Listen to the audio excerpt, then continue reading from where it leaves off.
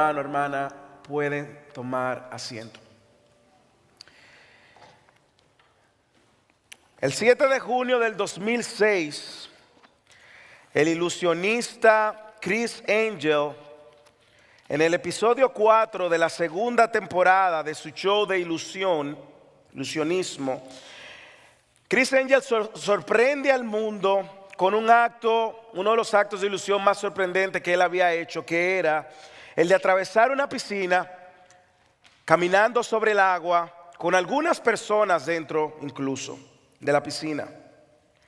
Años más tarde, otro show llamado Secretos Mágicos Revelados, y con un mago enmascarado llamado Val Valentino, otro ilusionista, puso en evidencia lo falso del truco de Criss Angel, y él explicaba cómo Criss Angel pudo, mediante unas mesas de cristales de plástico transparente, habían sido puestas dentro de la piscina, y por unas tomas de cámara bien precisas, cómo él pudo engañar a muchas personas, pretendiendo hacer creer que había caminado sobre las aguas. Sin duda alguna, el milagro de caminar sobre las aguas que vemos en el texto de hoy ha sido y sigue siendo un hecho asombroso e irrepetible. El desafío de las leyes naturales ha sido una de las grandes interrogantes que a través de la historia el hombre ha tratado de responder. ¿Cómo es posible que Jesús caminaba sobre el agua o caminó sobre el agua? Bueno, si usted sabe que es el creador de todo y tiene la capacidad de desafiar la naturaleza de todo lo creado, y justamente a la luz de que Él es el creador, de que Él es Dios y tiene toda en Él la plenitud de la deidad, a la luz de esto es justamente que Mateo quiere desde la semana pasada recordarnos que Jesús es Dios. Vimos la semana pasada que el corazón compasivo de Jesús, dándoles de comer a los necesitados, multiplicando de una manera que solo Dios puede hacer el pan y los peces. Y eso es lo que Mateo continúa haciendo en esta narrativa del texto de hoy, es mostrándonos que Jesús es el Hijo de Dios. Y cuando hablamos de Hijo de Dios, aunque lo voy a explicar más adelante, no es lo que usted y yo pensamos como Hijo de Dios, que Dios tuvo una esposa, tuvo un hijo, no. Cuando hablamos de Hijo de Dios es que posee la misma naturaleza de Dios mismo. Mateo viene recordándonos que Jesús es el Mesías, el Rey prometido, esperado para los judíos, y que Dios había enviado para estar y habitar en medio de su pueblo. Mateo también nos recuerda que Jesús es el quien vino a traer el reino, instaurar su reino. Y eso es lo que vamos a estar viendo en el texto de hoy, cómo el texto hace un despliegue único de la deidad de Jesús que no podemos ignorar. Y cuando hablamos de la deidad, no se me complique, estamos hablando de que Jesús es Dios, que se refiere al hecho de que Jesús es Dios. A la luz del texto de hoy, nosotros vamos a ver, ya lo leímos, pero lo vamos a leer otra vez, cómo el clímax del texto termina los discípulos reconociendo que Él era el Hijo de Dios, consecuentemente Dios mismo, y adorándole. Así termina. De hecho, le invito a que abra su Biblia en el capítulo 14 de Mateo, en los versículos del 24 al 36, y vamos a leer y vamos a ir sobre la narrativa. Yo quiero que usted lea con detenimiento, que abra su imaginación mientras todo esto está sucediendo, y cómo Jesús pues muestra una vez más que es Dios, y cómo Mateo quiere hacer un despliegue de esta deidad. Versículo 22. Enseguida hizo que los discípulos subieran a la barca y fueran delante de él a la otra orilla, mientras él despedía a la multitud. Después de despedir a la multitud, subió al monte a solas para orar, y al anochecer estaba allí solo. Pero la barca ya estaba a muchos estadios de tierra, y era azotada por las olas porque el viento era contrario. Y la cuarta vigilia de la noche, Jesús vino a ellos andando sobre el mar. Y los discípulos, viéndole andar sobre el mar, se turbaron y decían: es un fantasma. Imagínense el cuadro. ¿A quién llamaremos? ¿A los Ghostbusters? No. Es un fantasma. Y mire algo interesante, aquí estamos hablando, algunos de los discípulos o todos los discípulos, y de miedo se pusieron a gritar. Imagínense el cuadro, un fantasma. Y todos estos hombres, bien valientes, gritando, no sé cómo estaban gritando, así, ay, ay, un fantasma. Estaban gritando. Pero enseguida Jesús le habló diciendo, tened ánimo, soy yo, no temáis. Respondiéndole Pedro dijo, Señor, si eres tú, mándame que vaya a ti sobre las aguas. Y él le dijo, ven. Y descendiendo Pedro de la barca, caminó sobre las aguas y fue hacia Jesús. Pero viendo la fuerza del viento, tuvo miedo y empezando a hundirse, gritó, diciendo, Señor, sálvame. Y al instante Jesús, extendiendo la mano, lo sostuvo y le dijo, hombre de poca fe, ¿por qué dudaste? Cuando ellos subieron a la barca, el viento se calmó. Entonces todos los que estaban en la barca le adoraron, aquí el clímax del texto, diciendo, en verdad eres el Hijo de Dios. Luego de dudar, gritar de temor, aquí llega el momento donde ellos reconocen, adoran a Cristo como quien Él es. Versículo 34, y terminada la travesía, bajaron a tierra en Genesaret. Y cuando los hombres de aquel lugar reconocieron a Jesús, enviaron a decirlo por toda aquella comarca alrededor y le trajeron todos los que tenían algún mal. Interesante que esta gente, versículo 36, le rogaban que le dejara tocar siquiera el borde de su manto. Y todos los que tocaban quedaban curados.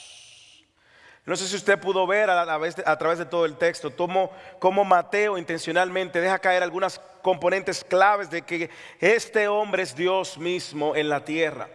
De hecho, el hecho mismo de que ellos se postraran en adoración, hicieran la aclamación, Señor, sálvame, Pedro hizo.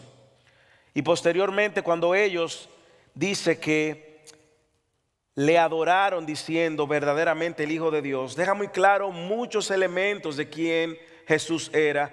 Que Jesús, si no hubiese sido Dios, como Él sabía, no iba a aceptar ningún tipo de adoración. Hay mucho en el texto y pudiéramos acercarnos al texto de diferentes perspectivas. Pero a la luz de que Mateo quiere comunicar esta idea y mostrar a Jesús como Dios en quien nosotros debemos confiar y a quien nosotros debemos adorar, a la luz de esta narrativa yo quiero darles 7 razones para animarte a que adoremos a Jesús. 7 razones para adorar a Jesús, así como lo hicieron los discípulos. Quiero darte 7 razones.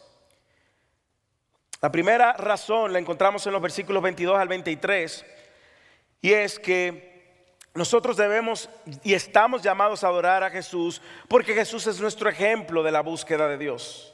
Es la referencia de cómo nosotros debemos adorar a Dios. Él nos mostró la manera como nosotros debemos de buscar a Dios. Lea el versículo 22 y 23. Enseguida hizo que los discípulos subieran a la barca y fueran delante de él a la otra orilla. Recuerde que estábamos en el lago de Galilea. Y estaban de un lado a otro lado, y ahora él atraviesa a la otra orilla mientras él despedía a la multitud. Y después de despedir a la multitud, subió al monte a solas para orar. Y al anochecer estaba allí solo. Me encanta que Mateo aclara que él fue a solas a orar, porque probablemente luego de la jornada de trabajo que él tuvo, multiplicando los panes y los peces, y luego de la jornada que él tuvo en el mismo capítulo 14 vemos sanando a todos los enfermos, y la jornada que él tuvo, ahí mismo dice, despidiendo a la multitud, lo más lógico que cualquiera de nosotros hubiera deseado descansar. Pero él no. Él decide buscar a Dios en oración. Recuerde que lo dijimos la semana pasada y lo continuaremos diciendo. Ahora Jesús está más enfocado en instruir y en discipular a sus discípulos. Y hay algunas cosas que yo quiero resaltar de esa porción del texto que Jesús deja claro con sus discípulos. Jesús ha estado con sus discípulos, acaba de hacer milagros delante de sus discípulos, donde los discípulos fueron los primeros testigos que recibieron los panes y los peces que Jesús multiplicaba y ellos se lo daban a la multitud. Pero Jesús le dice, vayan hacia adelante, es tiempo de buscar a Dios. Y yo no sé si usted puede verlo en el texto, pero Jesús enseña un principio muy claro aquí. Y es la importancia de buscar a Dios y estar tiempo a solas con Dios. El ministerio no es solo hacer, sino también pasar tiempo con Dios. Yo no sé si usted ve que me encanta el detalle que Mateo inserta 2 veces en el texto de que él despedía a la multitud. Jesús no fue una persona fría, rígida, al contrario, lo hemos visto, un hombre compasivo. Y al final de haber hecho los milagros que él hizo, él toma tiempo para despedir a la multitud. ¿Cómo lo hizo? No lo sabemos. Lo que sí sabemos por el texto es que había más de 15,000 personas. Y él está despidiendo a la multitud. Eso debe de ser, eso debe cansar, agotador. Despedir cerca de 15,000 gente es parte del ministerio.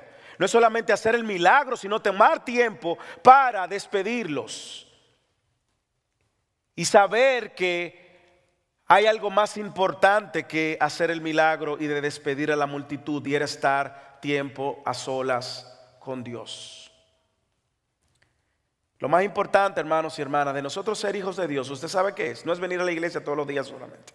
No es estar haciendo cosas en la iglesia o estar enrolado en un ministerio, hermanos. Lo más importante es que tenemos a Dios como Padre.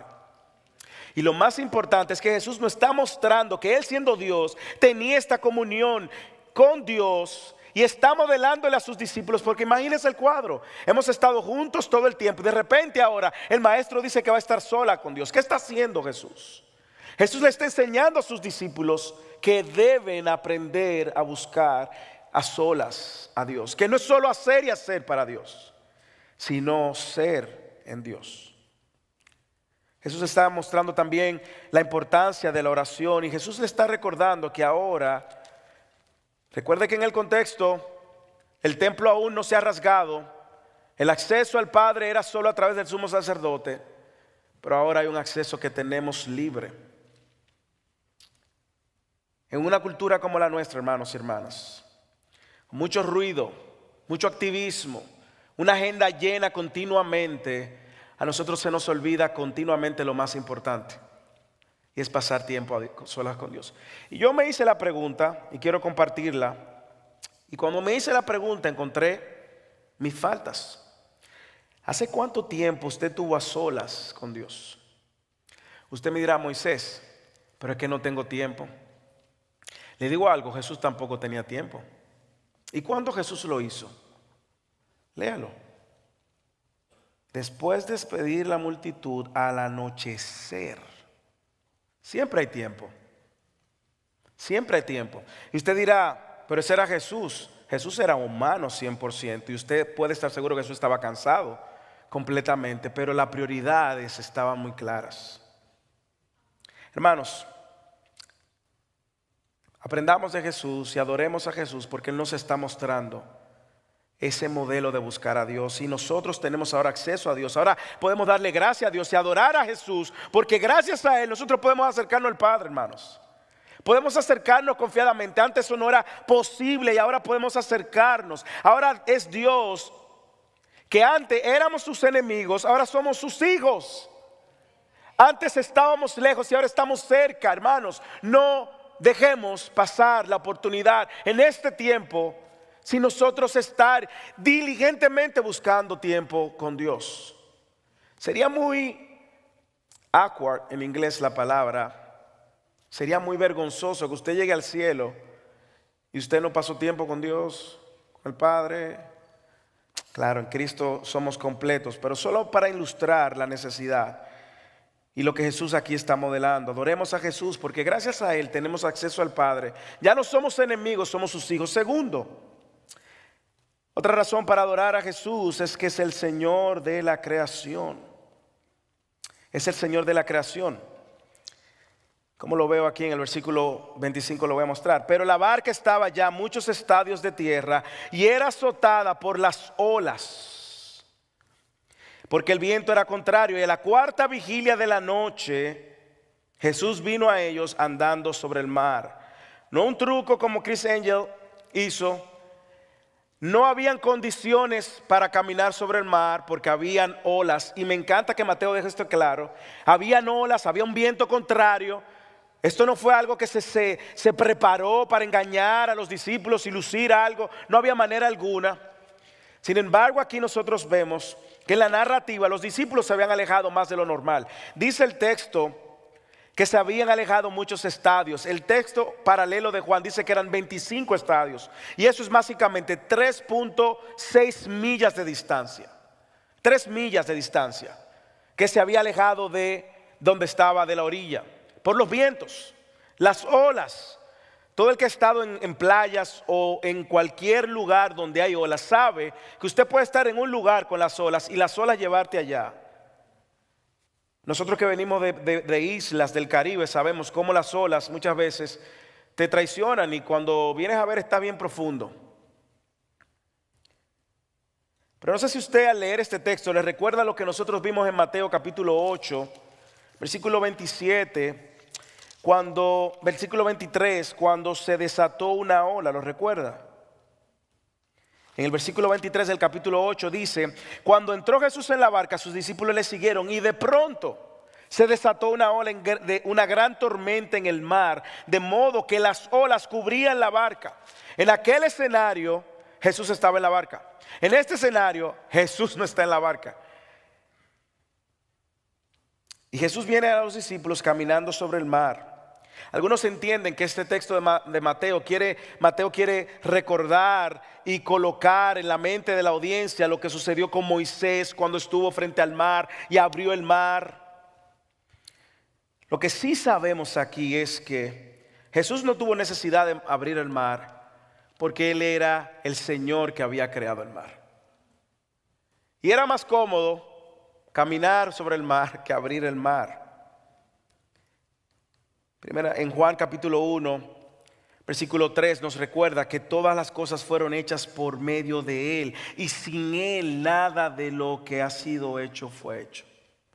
En Colosenses capítulo 1 también dice el versículo 16 que por Él fueron creadas todas las cosas, las que hay en los cielos y las que hay en la tierra, visibles e invisibles, sean tronos, sean dominios, sean principados, sean potestades. Todo fue creado por medio de Él y para Él. Y lo que tenemos aquí es que Jesús está haciendo un despliegue de quién Él es caminando sobre el agua.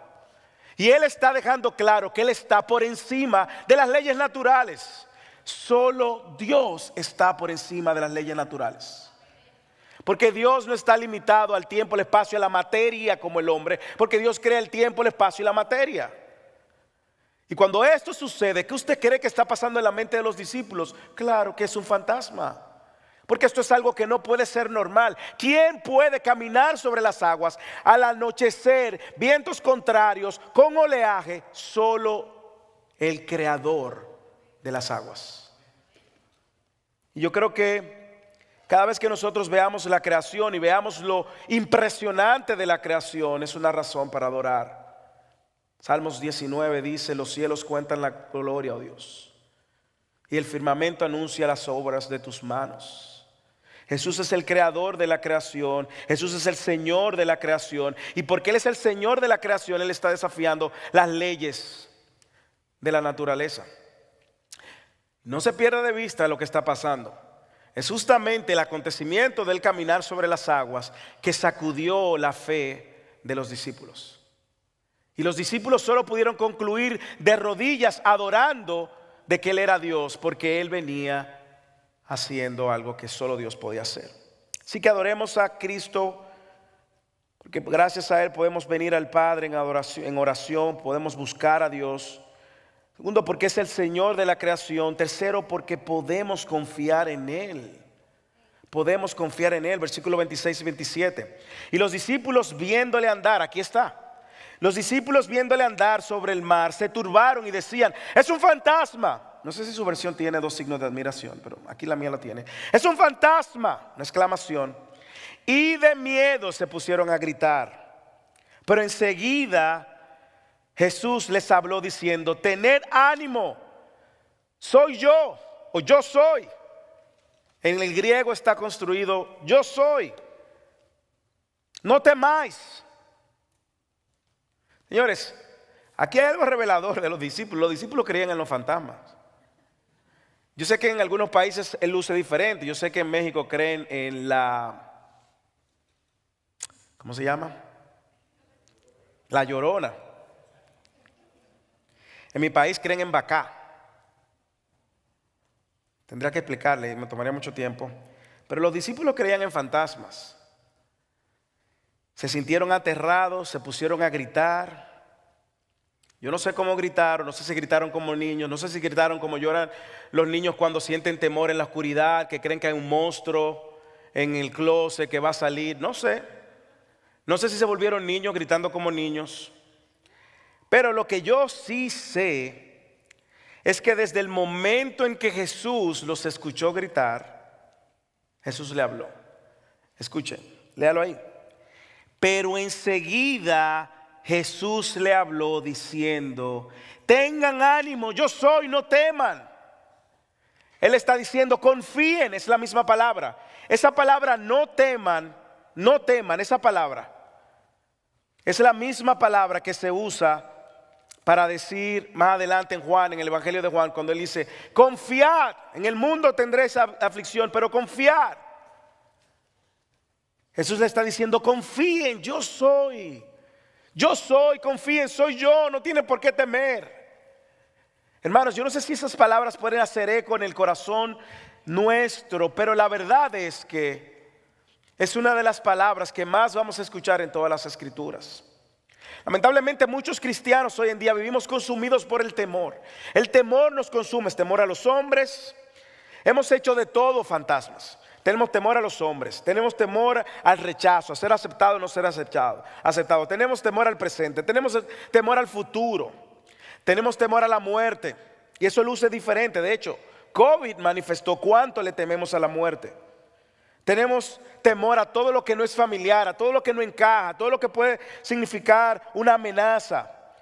Y muchas veces esos temores, hermanos, son pecaminosos. ¿Por qué? Porque son el resultado de que dudamos. Son el resultado de nuestra falta de fe. Y muchas veces ese temor nos lleva a pecar continuamente, porque nos lleva a pensar que Dios no existe. Y pensamos justamente como los discípulos, que es un fantasma. Creemos más en nuestros miedos y en nuestros temores que en Dios. Sin embargo, toda la escritura está llena de mandamientos, recordatorios como este. No teman, tengan ánimo. Yo no sé si usted recuerda a Abraham, antes de ser llamado, le llamaban Abraham. Y antes de que Dios le dijera que iba a ser una gran descendencia, en Génesis 15:1, ¿qué le dijo el Señor? Abraham, no temas, yo soy tu escudo. Más adelante en Génesis otra vez, cuando Dios reafirma su pacto con Isaac, se le aparece en Berseba para renovar el pacto. ¿Y qué le dijo? No temas. En Génesis 26 le dijo: no temas, yo soy el Señor, tu padre, el padre de Abraham. No sé si usted recuerda cuando el pueblo de Israel se encontraba frente al mar, el faraón con sus ejércitos, con los caballos, venían detrás. ¿Y qué le dijo el Señor a Moisés? Usa la vara. Y Moisés, ¿qué le dijo al pueblo? No teman. Presten atención a lo que va a suceder aquí, el milagro que va a suceder. Éxodo 14:13. Josué está dirigiendo el pueblo hacia la tierra prometida. ¿Cuáles son las primeras palabras que Dios le dice a Josué cuando va a entrar en la tierra prometida? No temas. Así como estuve con Moisés, estaré contigo. Josué 1:9. Gedeón en Jueces capítulo 6, usted recuerda, temeroso Gedeón, y Dios le dice que recorte el ejército a 300 soldados para enfrentarse con un ejército que dice Jueces capítulo 6 que eran como langostas, que eran como arenas del mar, dice el texto. ¿Y qué le dice el Señor en Jueces 6:23? No temas. Josafat, Cuando va a la batalla contra los amalecitas y Amón y un grupo de Moab, estaban todos en Segunda de Crónicas capítulo 20. Él busca a Dios en oración, ¿y qué le responde Dios? No temas, porque la batalla no es tuya sino de Dios. Isaías, profetizándole al pueblo de Israel, le dijo, y Dios hablándole a su pueblo por medio del profeta Isaías le decía: ahora sí dice el Señor, creador tuyo, oh Jacob, y formador tuyo, oh Israel, no temas, porque yo te redimí, yo te puse nombre, mío eres tú. María, joven de menos de 17, 16 años, Dios escoge a esta joven para que fuera el recipiente para traer al Mesías. Y Lucas 1 nos dice que cuando el ángel se aparece en el versículo 30, ¿qué le dice el ángel? No temas, porque has hallado gracia delante de Dios. Los pastores, cuando se le aparece el ángel y dice que se llenó de gloria aquel lugar, los pastores que estaban en la vigilia de la noche, ¿qué le dijeron? No teman, traigo buenas nuevas. Os ha nacido en la ciudad el Salvador. Luego de la resurrección, cuando las mujeres van al sepulcro y encuentran la tumba vacía y se le aparece el ángel, ¿qué le dice a las mujeres? No teman.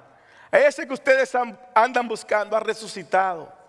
Pablo en Hechos capítulo 27, ya al final, cuando va a Roma a verse con el emperador, dice el texto de Hechos capítulo 27 que hubo un viento huracanado llamado Euroclidón y la tripulación muy angustiada. Todos creían que iban a perecer y Dios le habla a Pablo y ¿qué le dice en sueño? No temas. Nadie va a perecer, Pablo. Juan en la isla de Patmos, desterrado por su fe, en Apocalipsis, Jesús se le aparece y le dice en el versículo 17, no temas. Dice Juan que cuando él le vio, cayó como muerto a sus pies y él puso su diestra sobre mí diciéndome, no temas, yo soy el primero y el último, el que vivo y estuve, el que estuve vivo y muerto, mas me aquí vivo por los siglos de los siglos, amén. Desde Génesis a Apocalipsis, usted va a encontrar la escritura saturada de estas palabras de Dios diciéndole a sus hijos, no teman. Escuche las palabras ahora de Jesús a sus discípulos. Tener ánimo, soy yo, no teman. ¿Por qué? Porque yo soy Dios, hermanos. Porque yo soy Dios y pueden confiar en mí. Como le dije, esa construcción, soy yo, es la misma construcción. Los que están viniendo al instituto saben lo que es la Septuaginta, que es la versión en griego del Antiguo Testamento. Y en la versión en griego del Antiguo Testamento, en Éxodo capítulo 3, cuando Dios se le aparece a Moisés por medio de la zarza, Moisés le dice, ¿quién le voy a decir que me está enviando a decirle al pueblo que lo deje libre? ¿Quién? Y él dijo, yo soy. La misma construcción que Jesús está usando aquí. No teman, porque yo soy. Hermanos, no teman. No teman porque Él es la fuente de nuestra fortaleza. No teman porque en Él se desaparecen nuestros temores. No teman porque Él es Dios y podemos confiar en Él. Hermanos, adoremos a Jesús justamente porque gracias a Él podemos confiar en ese Dios que tiene control sobre todas las cosas. Y más aún, usted sabe de lo único que usted debe de tener temor. Es de donde va a pasar su eternidad. Es si usted va a pasar su eternidad con Dios o sin Dios. Y si usted está en Cristo, no temas, porque no hay condenación para los que están en Cristo Jesús. Pero si usted está en esta tarde y no está en Cristo, corra a Cristo, porque es de lo único que usted debe de temer. Adoremos a Jesús, porque gracias a Él es nuestro ejemplo de búsqueda de Dios. Es el Señor de la creación. Adoremos a Jesús porque podemos confiar en Él. Adoremos a Jesús porque somos sostenidos por su palabra, hermanos. El versículo 28 al 31. Respondiéndole Pedro dijo, Señor, si eres tú, mándame que vaya a ti sobre las aguas. Y él dijo, ven. Y descendiendo Pedro de la barca, caminó sobre las aguas y fue hacia Jesús. Caminó sobre las aguas y fue hacia Jesús. La pregunta es, ¿qué le pasó por la mente a Pedro para hacerle tal petición?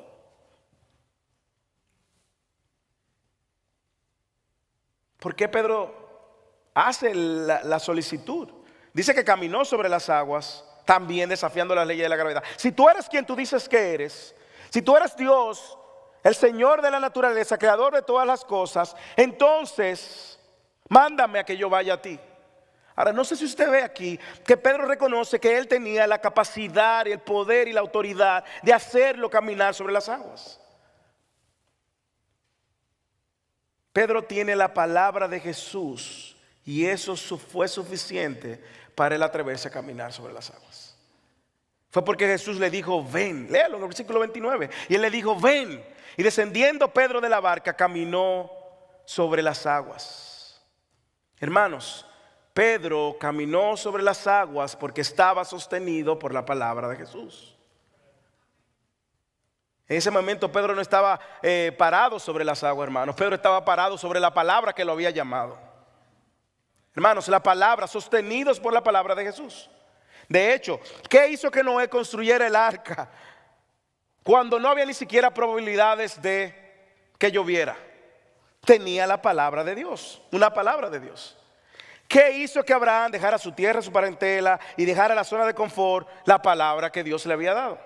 ¿Qué hizo que Moisés llegara a pensar que podía pararse delante del faraón, quien creía él mismo que era Dios? El faraón creía que él era Dios, y decirle, deja ir a mi pueblo así bonita y lindamente.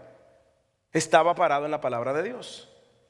¿Qué hizo que Gedeón pensara que podía vencer con 300 soldados, 300 personas no preparadas y entrenadas, un ejército que por cada soldado le correspondían 450 soldados para enfrentarse?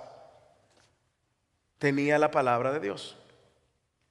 ¿Qué hizo que un hombre llamado Martín Lutero se parara dentro de toda esta estructura de la iglesia católica y papal y el rey y le dijera, yo no me voy a retractar de lo que he dicho, porque mi conciencia está atada a la palabra? Lo único que Pedro necesitaba era escuchar la voz de Jesús. Pedro, ven. Pedro, ven. Y Pedro estaba sostenido en esa palabra, hermanos. Debemos adorar a Dios porque esa es la misma palabra que nos sostiene, hermanos. Hermanos, es su palabra la que nos sostiene. Yo no sé usted, pero si yo pudiera todos los días de mi vida estar delante de esta palabra, le pido al Señor que no me aparte, no me la quite. Hermanos, seamos diligentes para exponernos a la palabra, para escuchar la palabra, para cantar la palabra, para aprender de la palabra, para venir a adorar alrededor de la palabra, para venir a escuchar la palabra, para estudiar la palabra, para reunirse en comunidad a discutir la palabra. Hermanos, no sea diligente en eso. A mí me encanta el saber que muchos de ustedes manejaron 50 minutos, una hora, en medio de un clima y una lluvia tan fuerte como la que hoy había, sencillamente a reunirnos alrededor de la palabra. Gloria a Dios por sus vidas. Continúen y los animo, hermanos.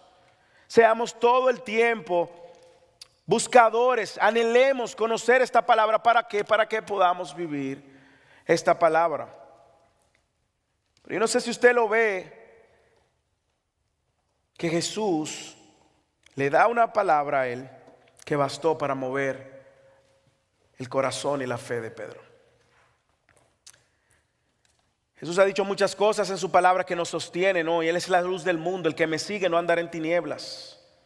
Jesús ha dicho en Juan capítulo 10, Él es el buen pastor y Él da su vida por las ovejas. Él dice en Juan 14:6, yo soy el camino, la verdad y la vida, y nadie viene al Padre si no es por mí. Él dice en su palabra en Juan 11:25, yo soy la resurrección y la vida. El que cree en mí, aunque esté muerto, escuche. Usted que le teme a la muerte, aunque esté muerto. Usted que anda paranoico por los virus y la situación, aunque usted esté muerto, en Cristo usted tiene vida. Él lo dijo. Camine y crea en esa palabra. Fue el pastor John Piper que dijo que mientras Dios no termina el propósito de Dios con usted. Su propósito con usted es un inmortal aquí. Claro, eso no significa que usted se va a tirar del edificio. No tentarás a Jehová tu Dios. Pero tenemos claro el llamado que Dios nos hace a caminar y a confiar por su palabra. Al final del evangelio, ¿qué él dice? Ir a ser discípulos a todas las naciones, bautizándolo en el nombre del Padre, del Hijo, del Espíritu Santo, enseñándoles a guardar todas las cosas que yo os he mandado. Y he aquí, yo estaré con vosotros todos los días hasta el fin del mundo. Hermanos, adoremos a Cristo porque somos sostenidos por su palabra. De hecho, Él es la palabra. Él es el verbo. Y Él nos sostiene. ¿Qué más? Adoremos a Cristo porque solo en Él hay salvación. Versículo 30 al 31. Pero viendo la fuerza del viento, ¿quién? Pedro. Viendo la fuerza del viento, tuvo miedo. Y empezando a hundirse, gritó. Pero gritó diferente. Cuando él estaba en el bote, gritó de miedo. ¿Miedo a qué? A que era un fantasma. Ahora él está gritando por miedo a la muerte. ¿Y qué dijo? Señor, sálvame. Un grito de desesperación. No lo lea como que fue un poema. Es un grito de desesperación. Él se está dando cuenta de que no puede salvarse. Se está dando cuenta de que los vientos están fuertes.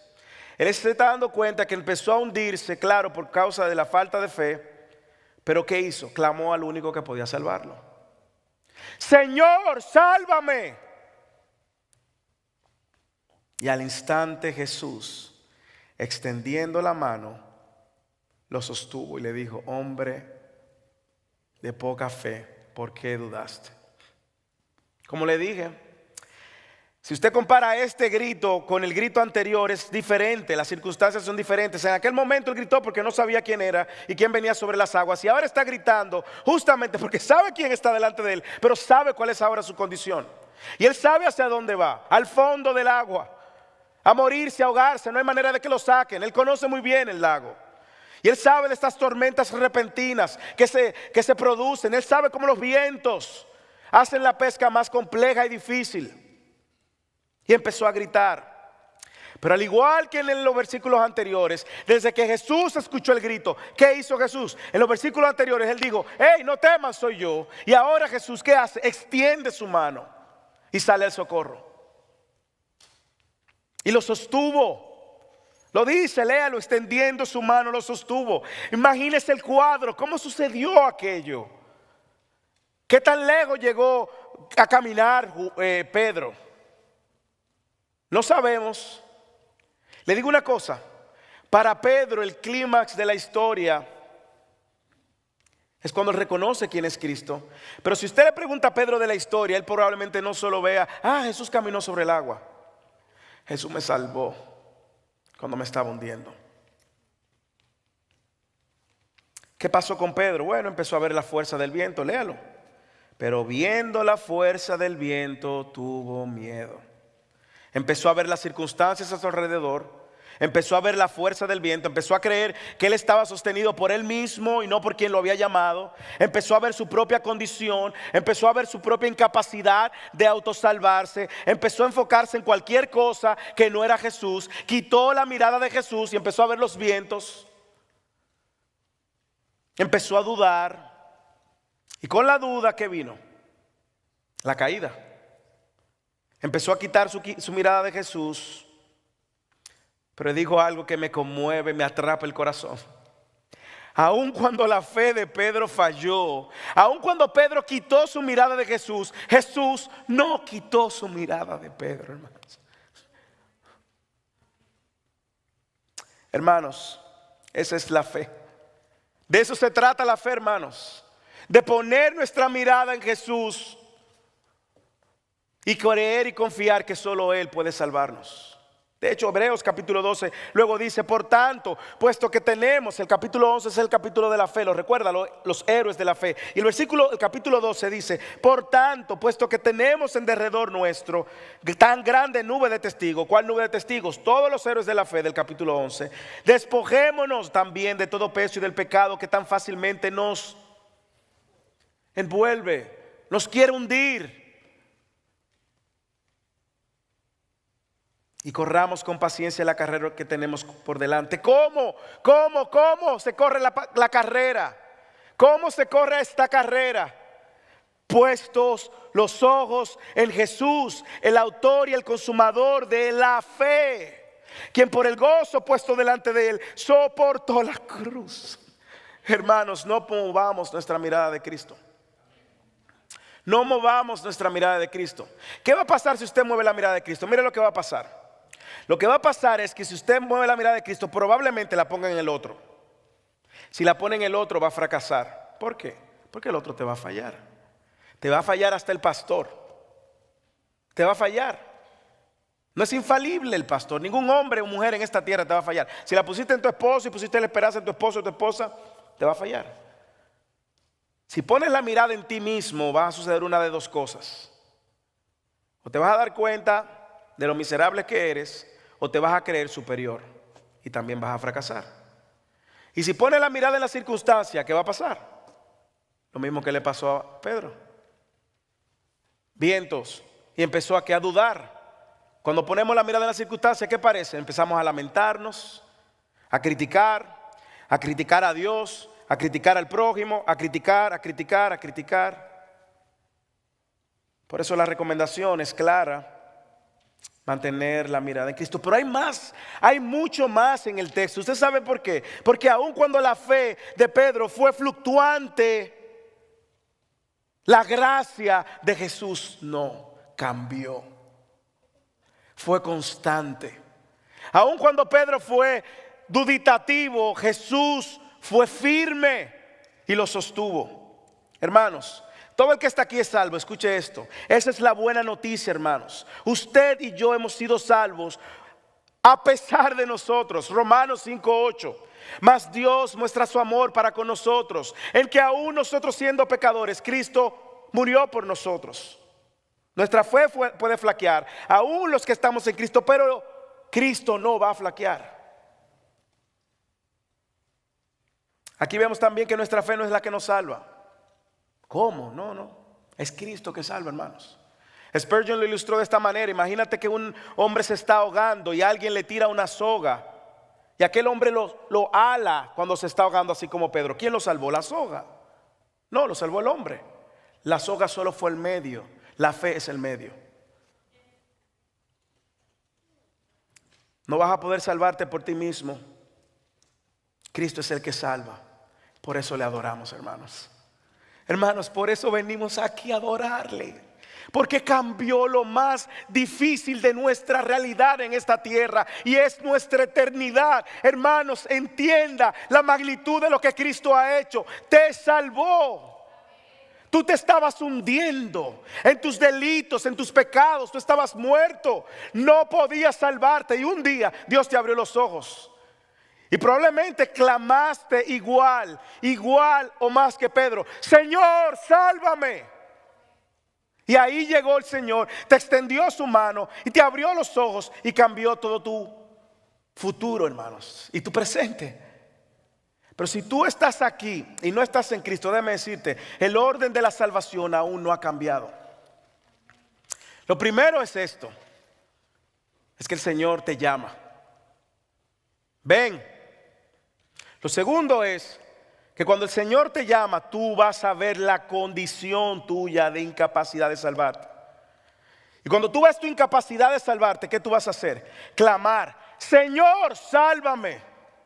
Y es en ese momento, en tu incapacidad, que tú vas entonces a clamar por perdón por tus pecados, porque ha ofendido a un Dios que es completamente santo. Y si no te arrepientes, la ira de Dios va a estar sobre ti.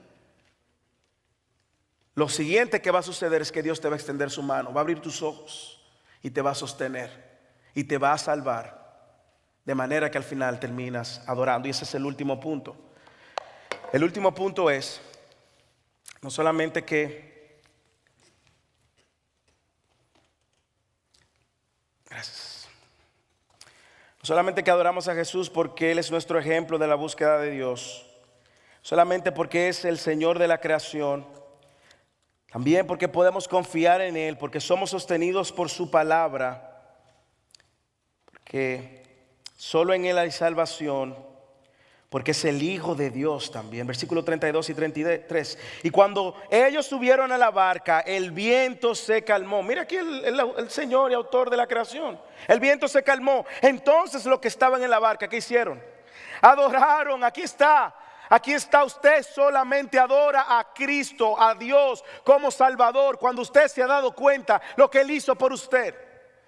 Le adoraron diciendo, en verdad eres el Hijo de Dios. Ahora Jesús, imagínense el cuadro, Jesús sigue caminando sobre las aguas. ¿Y Jesús qué hace? Jesús sube con ellos a la barca. ¿Y qué hacen ellos? Tú eres el Hijo de Dios. Y como yo les dije, aquí lo que está sucediendo no es que Él es hijo de Dios como usted y yo pensamos que es un hijo de Dios, o como cree una religión por ahí que Él es una criatura de Dios. No, no, no. Aquí lo que se está diciendo es que Él es de la misma naturaleza de Dios. Y como les dije, esto nos remonta a la historia de la tormenta anterior en Mateo 8:23, que cuando Jesús entró a la barca, dice, sus discípulos le siguieron y de pronto se desató una gran tormenta en el mar, de modo que las olas cubrían la barca, pero Jesús estaba dormido y llegándose a Él le despertaron diciendo, Señor, sálvanos. Lo mismo, que perecemos. Y Él les dijo, ¿por qué estáis amedrentados? La misma respuesta, hombres de poca fe. Entonces se levantó, reprendió los vientos de la mar y sobrevino una gran calma, como ahora también. Y los hombres se maravillaron diciendo, ¿quién es este? En el capítulo 8 ellos solo hicieron la pregunta. Ahora en el capítulo 14 ellos tienen la respuesta. Verdaderamente este es Dios. Y ahora ellos le adoran a Él por quien Él es. Amós capítulo 4 versículo 13 dice, pues Él que forma los montes, crea el viento y declara al hombre cuáles son sus pensamientos, el que del alba hace tinieblas y camina sobre las alturas de la tierra, el Señor, Dios de los ejércitos, es su nombre. Y el Antiguo Testamento nos creaba esta imagen, ese es su nombre. Y el Nuevo Testamento nos dice quién es Él, es Jesús, hermanos. Entonces los que estaban en la barca le adoraron diciendo, en verdad eres Hijo de Dios. Déjeme decirle, y lo vamos a ver en el capítulo 26 rápidamente porque se me acaba el tiempo y me falta un punto. En el capítulo 26, más adelante, si usted se mantiene viniendo, usted va a recordar, usted va a ver lo que pasa. En el versículo 65, versículo 63, están aquí enjuiciando a Jesús. Versículo 62, entonces el sumo sacerdote levantándose dijo, ¿no respondes nada? ¿Qué testifican estos contra ti? Mas Jesús callaba y el sumo sacerdote le dijo, te conjuro por el Dios viviente que digas si tú eres el Cristo, el Hijo de Dios. Usted ve la asociación con el Mesías, Cristo, Mesías, Hijo de Dios. Y Jesús le dijo, tú mismo lo has dicho. Sin embargo os digo que desde ahora veréis al Hijo del Hombre sentado a la diestra del poder y viniendo sobre las nubes del cielo. Y ahí Jesús está citando el Antiguo Testamento. Y mire lo que pasa en el versículo 65 para que ustedes entiendan que esta declaración es la declaración de que Jesús es Dios. Entonces el sumo sacerdote rasgó sus vestiduras diciendo, ¡ha blasfemado! ¿Qué necesidad tenemos de más testigo? He aquí, ahora mismo habéis oído la blasfemia. ¿Qué os parece? Ellos respondieron y dijeron, es reo de muerte. ¿Por qué? Ellos entendieron que Jesús había blasfemado. Porque solamente la declaración que él acababa de hacer era la declaración de que Él era Dios. El Hijo de Dios significaba ser de la misma esencia de Dios. Así que adoremos a Jesús por quien Él es también, hermanos. Hermanos, cuando usted venga al servicio, no pierda la oportunidad de rendir, de derretir todo su corazón en adoración. Quizás usted no se sepa las letras, pero sígala ahí en la pantalla. Conecte con la letra, trate de entenderla y comprenderla. Pero le digo algo, no limite su adoración a estas 4 paredes, sino que también usted pueda adorar a Dios allá afuera. Finalmente, la última razón por la cual adoramos a Jesús es porque Él suple todas nuestras necesidades. Lea el versículo final 34 al 36. Y terminada la travesía, bajaron a tierra en Genezaret. Y cuando los hombres de aquel lugar reconocieron a Jesús, mire qué hicieron, regaron la voz, enviaron a decirlo a toda aquella comarca de alrededor, y le trajeron todos los que tenían algún mal, y le rogaban que les dejara tocar siquiera el borde de su manto. Cuánta necesidad, Y todos los que lo tocaban, quedaban curados. Hermanos, yo no sé si usted puede ver aquí, pero aquí la gente está buscando a Jesús porque tiene necesidad de Jesús.